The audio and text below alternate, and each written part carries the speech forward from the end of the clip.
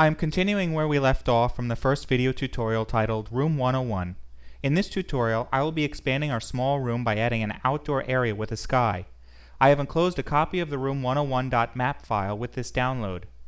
In order to conserve time on this video, I must leave out some of the details using SoF2 Radiant. You should explore the program further on your own time to become more familiar with it. Let's begin by opening our last map, Room 101.map in SoF2 Radiant. Once open and within view, open your common texture set located at the Textures menu at the top. You may want to pause this video while they load.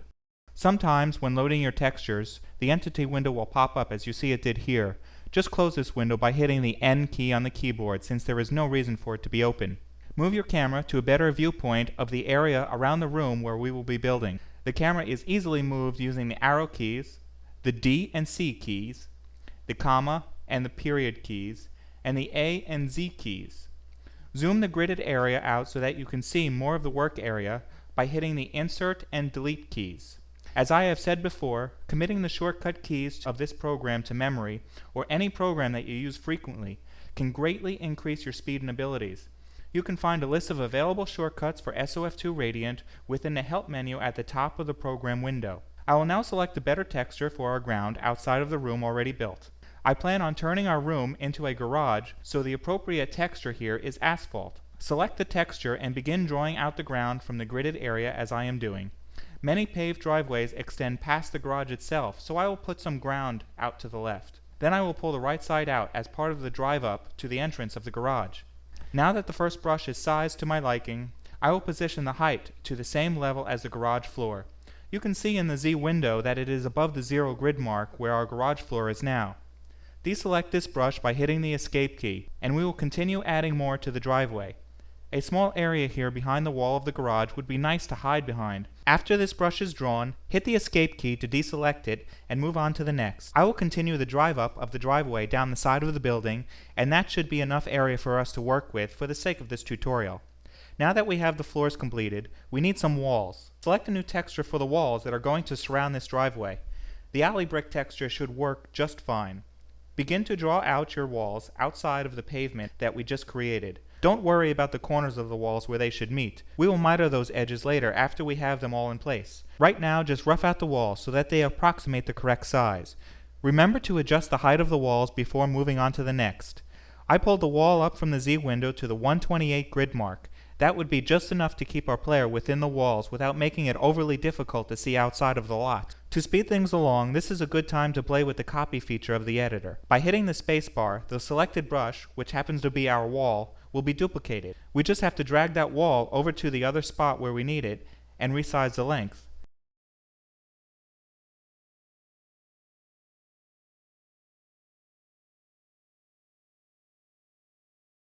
After the 3 horizontal walls are done, copy the last brush again with the spacebar. We will then rotate the brush for the vertical walls with the Z-axis rotate button. After placing this brush, there is only one more wall to construct before moving on.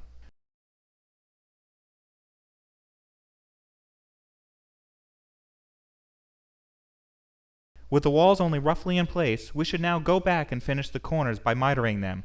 I will zoom in on the gridded area for a better look at how this is done. Just as we mitered the corners of the room in the previous video, we will select the brush we want to miter and hit the E key to manipulate its edges. Pull one corner in as I do here, and then do the same with the next wall by hitting the Escape key to deselect the first brush and selecting the second by holding down the Shift key and clicking the left mouse button on the brush from within the 3D window. Once you have mitered both ends of this brush, move on to the next until all the walls have been finished.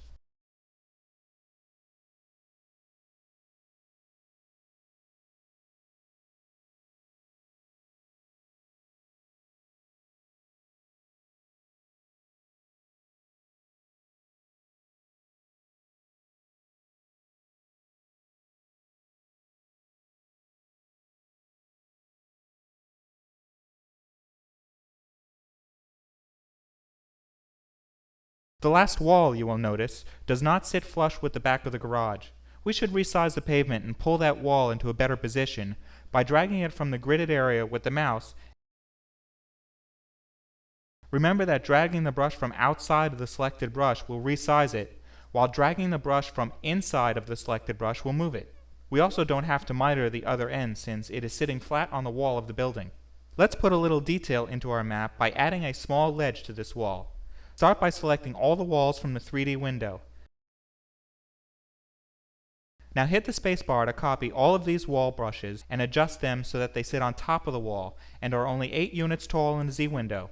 Select the new texture of our ledges, 3 cement, to provide some contrast to the walls and make them stand out more. Next, we will give these ledges a little depth by making them thicker than the walls, just like you would expect in real life. Also, this bit of detail is not so complicated that it will create lag in the game, but it is complex enough to cast nice shadows and give more dimension to the area when we play it in the game. Deselect the brushes and reselect only one. Zoom into the brush for a better view, and then resize the grid area to 4 units, since we don't need the ledge to stick out a full 8 units from the wall. The grid can be adjusted by hitting the left or right brackets on the keyboard, and hitting the left bracket once is all we need. You can see when I pull out one edge of the brush to a larger size, we don't lose the mitered edge. Continue to resize the ledges on all the walls.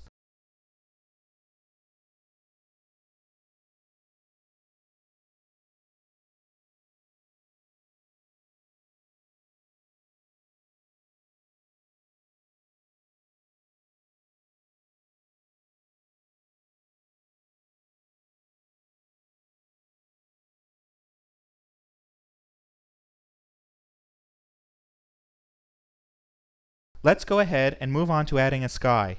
Deselect any brushes and select all of the walls. We will use a copy of these walls to create part of our sky.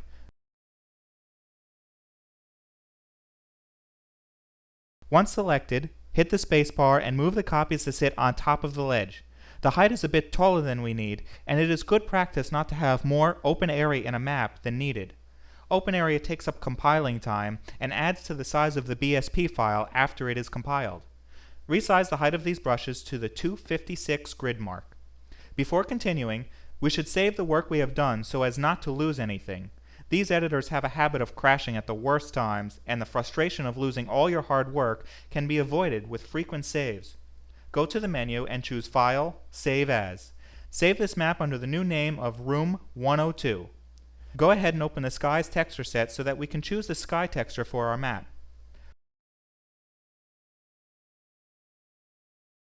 Once loaded, you can scroll through the skies and see which best represents the level you are trying to create. For the purpose of this tutorial, Col 3 will suit us just fine. It has a nice terrain, which I hope to cover in later tutorials, and also provides a little sunlight to cast some nice shadows in our map. With all the new sky brushes still selected, click the small blue sky texture named Col 3. The other textures of the actual sky are there for the game and helpful when browsing through them. They are not the textures that should actually be used in the map. The textures labeled Sky will create the proper effect that is required for all skies. Deselect the brushes so that we can create the rest of the brushes for the sky. We still need to create the brush that closes in the area over the garage and the ceiling of the map as well. The brush over the garage can be constructed as one solid block. The area inside of that brush will not be compiled in the map since it is solid, and the outer edges will not be taken into account since they sit outside of the map itself. After drawing out the large brush over the garage, be sure to check that it is not sitting inside of the garage, but rather on top of it. This brush can be deselected, and the ceiling brush can be drawn out to fit over the walls.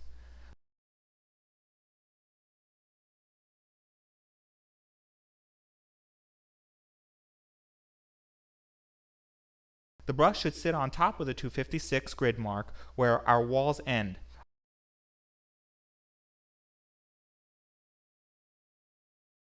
I have created 2 brushes that match the shape of our map for the ceiling of our map. Before moving on, let's do some touch-up work on the textures.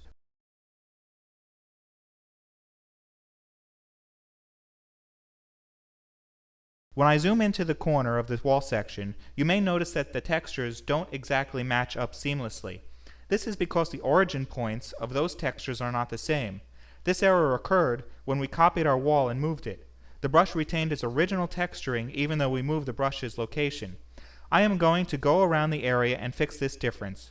One method of pasting texture attributes from a selected brush face is by holding down the Control key and clicking the brush face you want to replace with the middle mouse button. This will paste the selected texture to that location and fix the seams that we are having trouble with. Do this with all the walls so that they are all seamless with one another. Afterwards, we will work on the asphalt texture on the ground using this same method.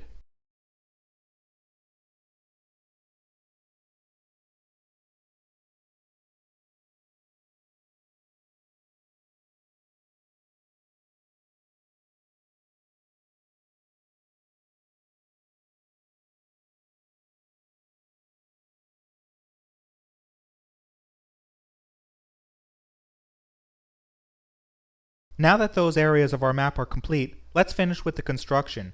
Our player needs a way to get out of the garage. Select the front of the garage and adjust the height of the wall so that it better represents the entrance to a garage. Next, we need to construct the side walls of this vehicle entrance. Copy the selected brush with the spacebar and resize it as I do along the side of the entrance.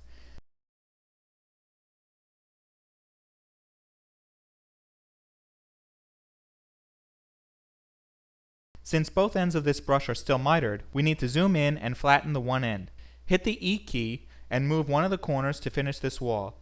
Hit the spacebar to duplicate this wall and move it to the other side of the entrance. Fix the mitered edge on this wall now with the E key and by moving the edges appropriately.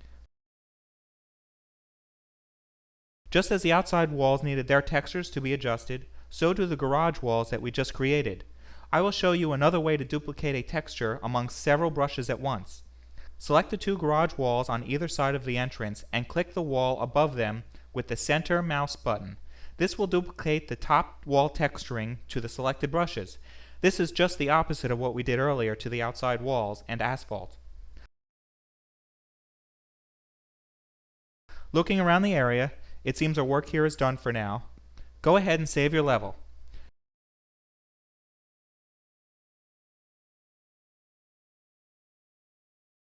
We can finish up by compiling the map with full viz found in the BSP menu at the top. Wait for the DOS window to do its thing and close, and remember to check the console for any errors that may have occurred during compiling. Now we can test our map in the game. Close SoF2 Radiant and open your Windows Explorer program. Head over to the folder C, SoF2 MPSTK, Base, Maps, where your Room 102.bsp file was saved during the compile process.